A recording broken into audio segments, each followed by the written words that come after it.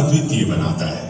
पिछले 150 सालों में हमने जाना कि हमारे अस्तित्व के राज हमारे पैरों तले हैं, जमीन में दफन आदिम उपकरणों और जीवाश्म हड्डियों में।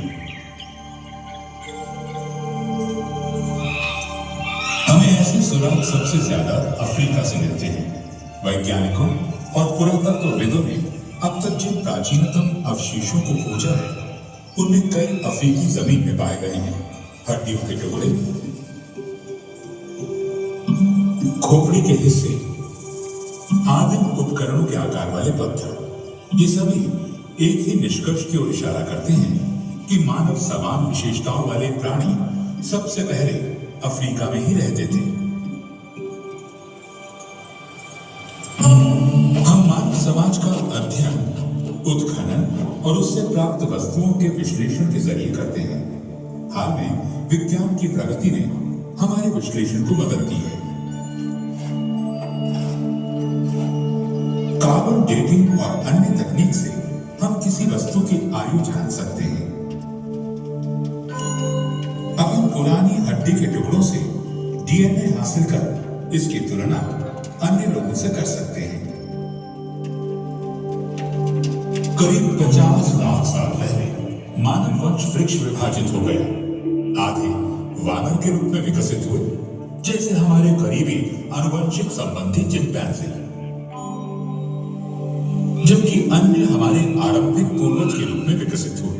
एक अहम खोज से पता चलता है कि कब वानर इंसानों की तरह हो गए। राख में जीवाश्मित उनके पैरों के निशान बताते हैं कि पूर्व मानव वानरों का एक समूह ज्वालामुखी की छाया में चला था।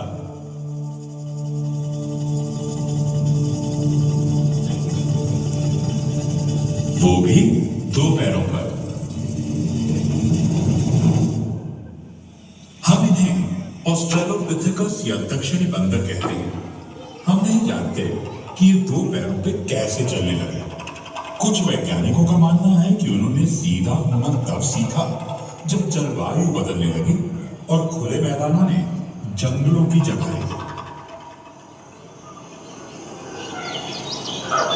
कारण चाहे जो, 4 पैरों की तुलना में 2 पैरों पर खड़े होने के कई फायदे थे। इससे वे दूर तक देख सकते थे और हाथों का इस्तेमाल खाने और बच्चों को पकड़ने के लिए कर सकते थे। इस परिवर्तन में लाखों साल लग गए और कई प्रजातियां अधिक स्थिर होकर चलने लगी। इस प्रक्रिया में उंगली से पकड़ने की क्षमता खत्म हो गई। उनके निचले अंग पैर बन गए और ऊपरी अंग हाथ। उनके दिमागों के आकार और जटिलता बढ़ने लगे।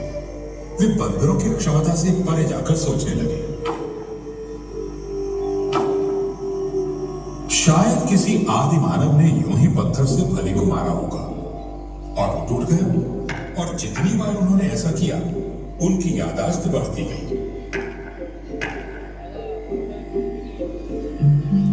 कुछ समय बाद उन्होंने पत्थरों को ही तोड़ना शुरू किया और उन्हें नुकीला बनाया, ताकि उनका इस्तेमाल फली तोड़ने के साथ साथ मांस काटने में भी हो सके। हम इन्हें होमो या मानव कहते हैं। उन्हें नए औजारों से अन्य जानवरों द्वारा छोड़े गए मांस को काटने में मदद मिली।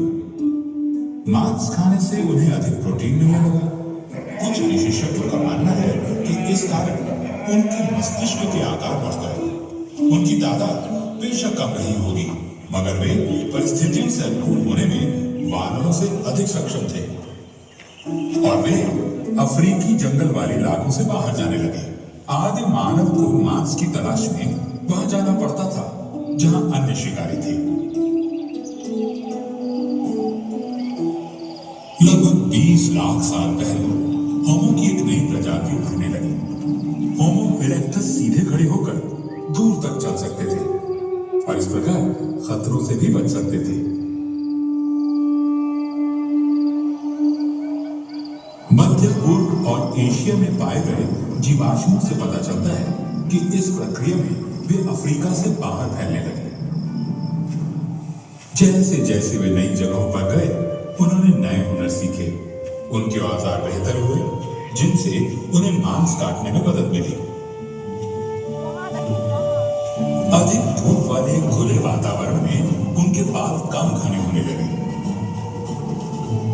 शिकार तक तुरंत पहुंचने के लिए उन्होंने दौड़ना सीख लिया। शरीर को ठंडा रखने के लिए उन्हें पसीने आने लगे, क्योंकि उनमें अन्य जानवरों की तुलना में ज्यादा ग्रंथियां थी। कुछ साक्ष्यों के अनुसार शायद वे आग का इस्तेमाल भी करते थे और उनके दिमाग बढ़ते हुए लगभग आज के हमारे मस्तिष्क के आकार के हो गए। लगभग 7 लाख साल पहले अफ्रीका में एक नया समूह विकसित हुआ, जिसे हम होमो हाइडेलबर्गेंसिस या हाइडेलबर्ग मैन कहते हैं। उनके शरीर अधिक बड़े और मांसपेशियों वाले थे, ताकि वे विभिन्न जलवायु में रह सके। अब वे सिर्फ मरे हुए जानवर ही नहीं खाते थे, बल्कि खुद भी शिकार करने लगे। मामूली औजारों की जगह हाथ की कुल्हाड़ियों ने ले ली। वे पत्थर की नुकीली नोक और धारदार चाकू बनाना जान गए, और शायद लकड़ी के भाले भी। एवोल्यूशन यानी उत्पत्ति विकास की प्रक्रिया पहले की तरह जारी रही। हजारों सैकड़ों सालों के दौरान हमारे पूर्वज अफ्रीका के बाहर यूरोप और एशिया में फैल गए। होमो हाइडेलबर्गेंसिस से कई नई संबंधित प्रजातियां विकसित हुई। उनकी शारीरिक विशेषताएं एक समान थी, लेकिन उनमें से कोई भी आधुनिक मानव की तरह नहीं था। इन प्रजातियों में हम सबसे ज्यादा होमो निएंडरथालेंसिस यानी निएंडरथॉल के बारे में जानते हैं, जो हमारे सबसे करीबी विलुप्त रिश्तेदार हैं। उनके शरीर छोटे और गठीले थे, और वे ठंड सह सकते थे। उनके कंधे चौड़े, हाथ छोटे और नाक काफी बड़े थे। वे आदिम पोशाक पहनते थे। वे पहले से बेहतर औजारों का इस्तेमाल करते थे और पत्थर काटने से पहले औजार का आकार तय कर लेते थे। वे शायद किसी आदिम भाषा में बातचीत करते थे, और सबसे महत्वपूर्ण बात यह कि उन्होंने आग जलाना और उसका इस्तेमाल करना सीख लिया था। हमारे पास निएंडरथॉल के समय के पुरातत्विक प्रमाण ज्यादा है। निएंडरथॉल की जीवाश्मिक हड्डियों की फ्रैक्चर और जख्मों से हमें पता चलता है कि इनके जीवन मुश्किल भरे थे। लेकिन ऐसे भी उदाहरण हैं जिनसे पता चलता है कि उनकी उम्र लंबी भी हुआ करती थी। निएंडरथॉल और उनसे संबंधित प्रजातियों का लाखों साल तक अफ्रीका के बाहर दबदबा था। वे यूरोप से इंडोनेशिया तक अलग अलग वातावरण को सहते हुए सफलतापूर्वक रह सकते थे। लगभग 60,000 साल पहले अफ्रीका में विकसित एक नई प्रजाति बाहर फैलने लगी। ये पहले आधुनिक मानव थे, जिन्हें हम होमो सैपियंस कहते हैं। कुछ समय तक ये विभिन्न प्रजातियां साथ साथ रहीं। हमारे पास साक्ष्य हैं कि वे संकरित थे और विचारों का आदान प्रदान करते थे, जैसे गहने बनाने और इन्हें पहनने के तरीकों के बारे में। उन्होंने पोशाक के लिए जानवर की खाल का इस्तेमाल किया होगा। फिर निएंडरथॉल लुप्त होने लगे, शायद इसलिए क्योंकि उनके मांसपेशियों वाले शरीरों को जरूरत पड़ती थी अधिक भोजन की। आधुनिक मनुष्य लंबे लेकिन कम वजन के थे। उनके बच्चे देर से वयस्क होते थे, इससे उन्हें विकसित होने और सीखने के लिए ज्यादा समय मिलता था। उनमें चिंतन की क्षमता आ गई थी। वे निएंडरथॉल की तुलना में बेहतर तरीके से शिकार और भोजन इकट्ठा कर सकते थे। उन्होंने हैंडल युक्त औजार, बेहतर भाले, छेद वाली सुई, हापुड़ और गहने बनाए। वे ठंडे मौसम में अनुकूल कपड़े पहनने लगे और पहली बार जूते का इस्तेमाल भी किया।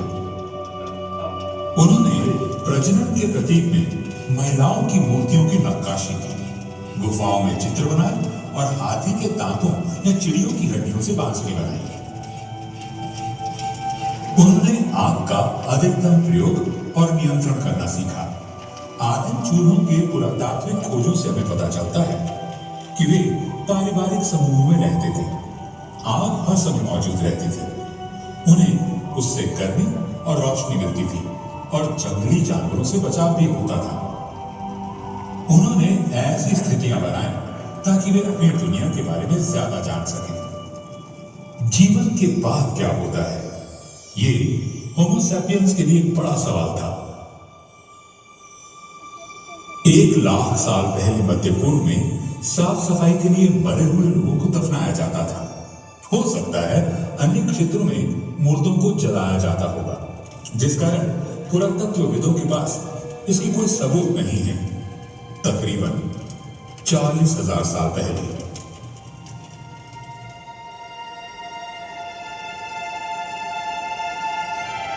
होमो सैपियंस ने इस प्रक्रिया में कुछ रस्मों को शामिल किया, मसलन शवों को सजाना और कब्र में प्रतीकात्मक वस्तुओं को रखना। लगभग 10,000 साल पहले मानव इतिहास में एक नया अध्याय खुला। कृषि और पालतू जानवरों के साथ बसा हुआ मानव समुदाय। इस समय से हमें मिट्टी के बर्तनों के सबूत मिले हैं जो खाना पकाने और उसे रखने के लिए इस्तेमाल होते थे।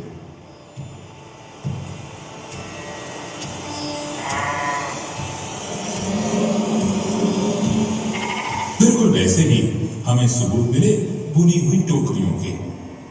औजार और हथियार बनाने के लिए धातु कार्य भी प्रचलित था। मानव अपने अस्तित्व के सवालों का जवाब ढूंढने के लिए चित्रों, गीत संगीत और लिखित शब्दों के प्राचीन रूपों का इस्तेमाल करता था। शिकारी गांवों में बसने लगे और वे गांव मानव संस्कृति के उद्गम स्थल बन गए। लाखों सालों तक हमारे पूर्वजों की आबादी 10 लाख से भी कम थी। होमो सैपियंस के आने से ये सब बदल गया। हम दुनिया के हर कोने में फैल गए।